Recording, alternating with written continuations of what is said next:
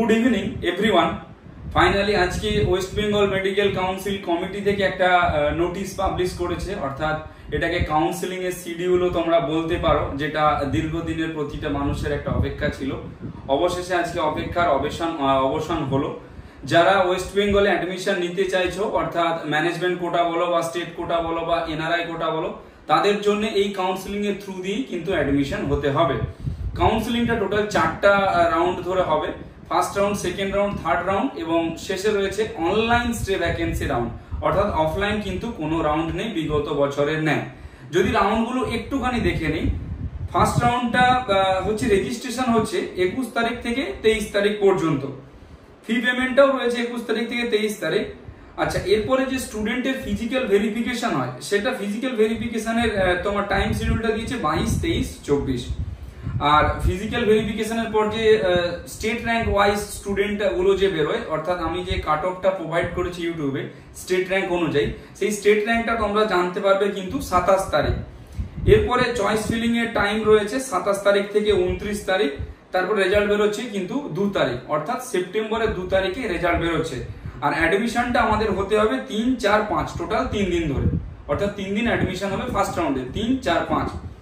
যদি সেকেন্ড রাউন্ডেরও দেখি, সেকেন্ড রাউন্ডেরও আবার ফ্রেশ রেজিস্ট্রেশন রয়েছে, অর্থাৎ যারা ফার্স্ট রাউন্ডে রেজিস্ট্রেশন করতে পারছো না, তারা কিন্তু সেকেন্ড রাউন্ডে গিয়ে আবার রেজিস্ট্রেশন করতে পারবে।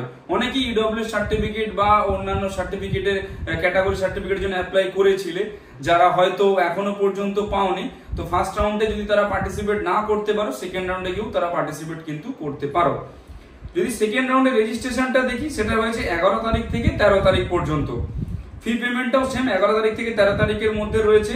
সেকেন্ড রাউন্ডেও ফিজিক্যাল ভেরিফিকেশন রয়েছে, যেটা 12, 13, 14 3 দিন ধরে হবে, অর্থাৎ সেপ্টেম্বরের 12 তারিখ, 13 তারিখ এবং 14 তারিখ। আর আবার ওই স্টেট র্যাঙ্ক ওয়াইজ, অর্থাৎ এসএমএল যেটাকে বলে স্টেট মেরিট লিস্ট, ওটা বেরোবে কিন্তু 17 তারিখ। এরপরে আবার চয়েস ফিলিং এর তোমার শিডিউল দেওয়া রয়েছে 17 তারিখ থেকে 19 তারিখ। রেজাল্ট বেরোচ্ছে 23 তারিখ, অর্থাৎ সেকেন্ড রাউন্ডে রেজাল্ট কিন্তু বেরোচ্ছে সেপ্টেম্বরের 23 তারিখে। সেপ্টেম্বরের 2 তারিখে বেরোচ্ছে ফার্স্ট রাউন্ডের রেজাল্ট, সেপ্টেম্বরের 23 তারিখে বেরোচ্ছে সেকেন্ড রাউন্ডের রেজাল্ট। এরপর আবার থার্ড রাউন্ডে ফ্রেশ রেজিস্ট্রেশন দিয়েছে, যেটা হচ্ছে যে তোমার 3 তারিখ এবং 4 তারিখ, 2 দিন দিয়েছে থার্ড রাউন্ডে ফ্রেশ রেজিস্ট্রেশন। ফি পেমেন্টও সেম 3 তারিখ থেকে 4 তারিখ। আচ্ছা, এরপরে আবার যদি দেখা যায় যে ফিজিক্যাল ভেরিফিকেশন কবে রয়েছে, সেটা হচ্ছে 4, 5, 2 দিন দিয়েছে, অর্থাৎ 2 দিন দিয়েছে ফিজিক্যাল ভেরিফিকেশন থার্ড রাউন্ডে। এবং ওই এসএমএলটা বেরোবে, অর্থাৎ স্টেট মেরিট লিস্টটা বেরোবে 7 তারিখ দুপুর 2টোর পর।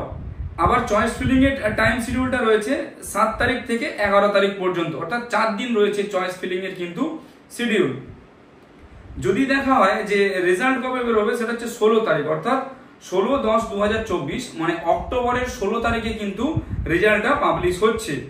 এবং অ্যাডমিশন চলবে 17 তারিখ, 18 তারিখ, 2 দিন ধরে। মাত্র 2 দিন দিয়েছে অ্যাডমিশনের ডেট, যেখানে রেজাল্ট তোমার চয়েস ফিলিং এর ডেট দিয়েছে 10 তারিখ থেকে প্রায় 12 তারিখ, 7 তারিখ থেকে 12 তারিখ পর্যন্ত। এই 7 তারিখ থেকে 11 তারিখ পর্যন্ত 4 দিন। সেখানে অ্যাডমিশনের জন্য সময় দিয়েছে 2 দিন, 17 থেকে 18, যেটা থার্ড রাউন্ডে।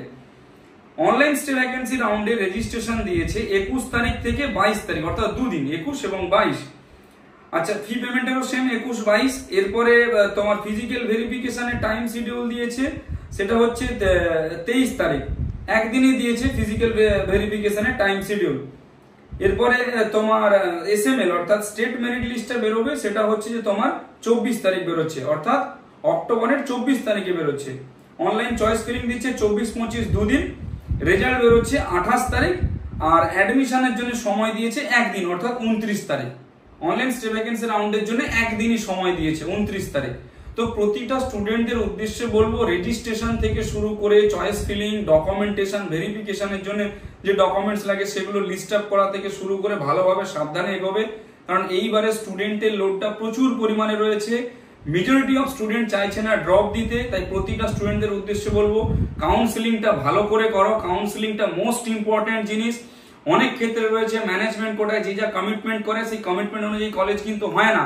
সেই ক্ষেত্রে ব্যাকআপ একটা কলেজ কিন্তু তোমাদেরকে রেডি করে রাখতে হবে অ্যাডমিশনের জন্য, এবং কলেজগুলোর সঙ্গে কথাবার্তা বলে রাখতে হবে। মেক শিওর তুমি যাকে ধরে অ্যাডমিশন করাচ্ছ সে যেন একটা ব্যাকআপ কলেজ রেডি করে রাখে, এবং সেই ব্যাকআপ কলেজের সঙ্গে অলরেডি আগে থেকে কথা বলে রাখে, কোনো রকম ভাবে তোমার ইয়ার যেন নষ্ট না হয়। আমাদের তরফ থেকে যদি কোনো অ্যাডমিশনের সাপোর্ট তোমাদের প্রয়োজন হয় তোমরা আমাদের কল বা হোয়াটসঅ্যাপ করতে পারো। Thank you.